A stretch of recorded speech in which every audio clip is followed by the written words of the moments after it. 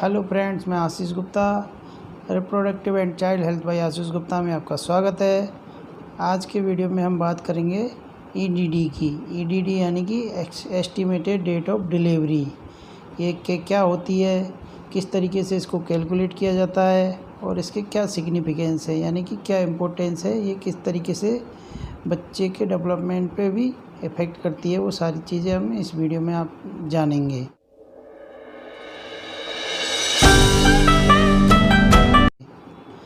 तो सबसे पहले बात करते हैं हम ईडीडी की। ये ईडीडी है क्या? ईडीडी यानी कि एस्टिमेटेड डेट ऑफ डिलीवरी, यानी कि जो आपकी ड्यू डेट है वो ईडीडी है, यानी कि जब आपका बेबी जो बर्थ होगा उस टाइम की जो डेट है वो पहले ही डिसाइड कर लेते हैं, वो है ईडीडी।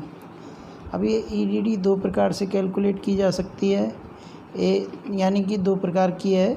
एक तो हम कैलकुलेट कर सकते हैं एलएमपी से, तो ये है एलएमपी ईडीडी।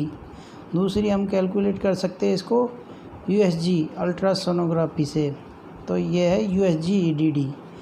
अब बात करते हैं यूएसजी ईडीडी क्या है।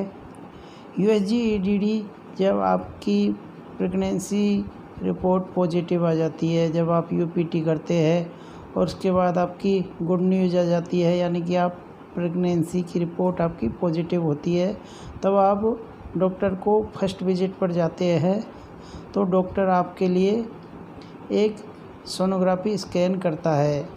तो इस सोनोग्राफी स्कैन के द्वारा वो कंफर्म करता है कि आपकी प्रेगनेंसी रिपोर्ट एग्जैक्ट कंफर्म है कि नहीं। साथ साथ उसके अंदर ईडीडी भी लिखी हुई होती है, यानी कि एस्टिमेटेड डेट ऑफ डिलीवरी, यानी कि आपका बच्चा है कब बर्थ लेने वाला, उसकी डेट उसमें लिखी हुई होती है।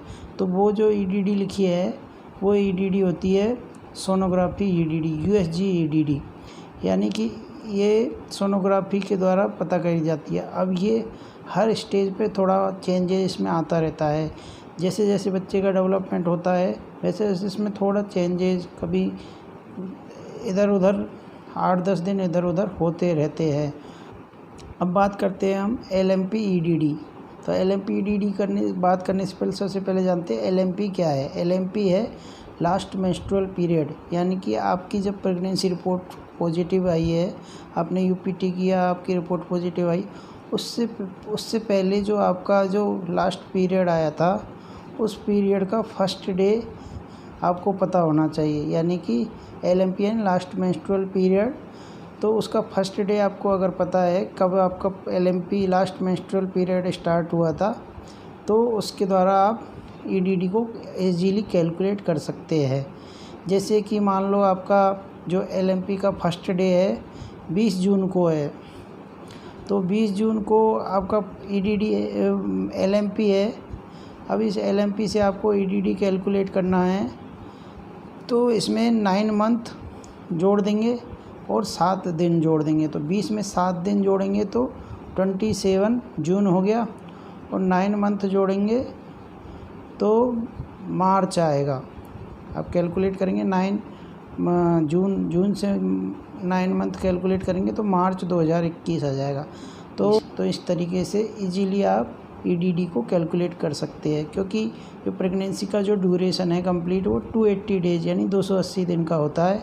तो उसी हिसाब से ये ईडीडी इस मेथड से कैलकुलेट की जाती है, यानी कि 9 मंथ जोड़कर और उसमें 7 दिन और जोड़ देते हैं, तो ये ईडीडी आ जाती है, यानी कि एस्टिमेटेड डेट ऑफ डिलीवरी। तो इसके या तो 7 दिन पहले या 7 दिन बाद आपकी प्रेगनेंसी डिलीवरी होने के चांसेस रहते हैं और आपके बेबी बर्थ होने के चांसेस रहते हैं।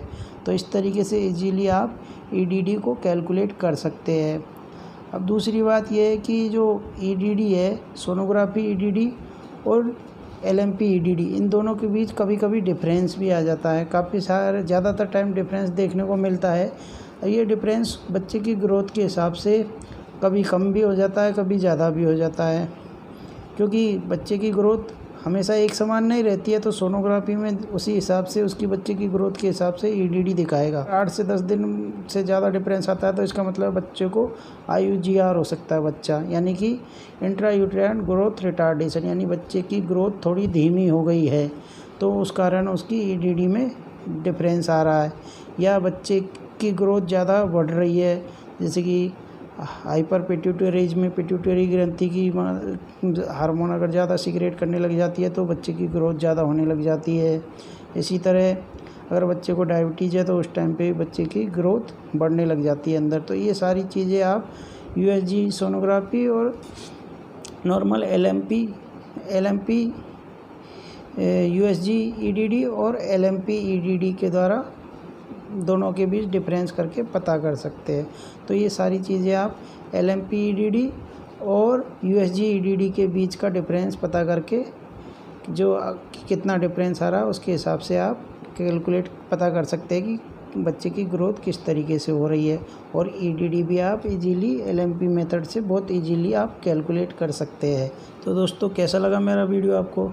अगर मेरा वीडियो आपको अच्छा लगा हो तो मेरे वीडियो को लाइक कीजिए और सभी को शेयर कीजिए, क्योंकि मैं इसी तरह काफ़ी सारी इन्फॉर्मेशन आपको प्रोवाइड कराता रहूँगा।